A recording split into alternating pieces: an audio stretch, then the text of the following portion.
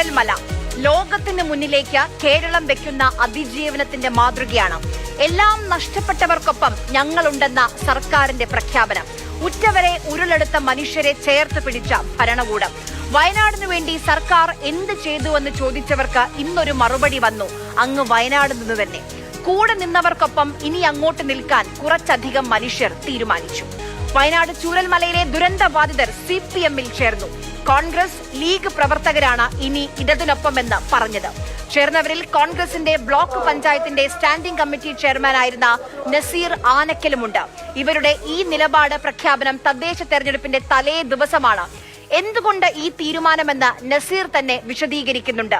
ദുരന്തബാധിതർക്കായി ഇവർ ഒരു കൂട്ടായ്മ രൂപീകരിച്ചിരുന്നു, ജനശബ്ദം. അതിന്റെ ഭാരവാഹിയായിരുന്നു നസീർ. സർക്കാരിനെതിരെ പല വിഷയങ്ങളിൽ സമരം ചെയ്തു. അതിനെല്ലാം സർക്കാർ പരിഹാരം കണ്ടുവെന്നാണ് നസീർ പറയുന്നത്. 5 സെന്റ് എന്നത് 7 സെന്റ് ഭൂമിയാക്കി സർക്കാർ മാറ്റി.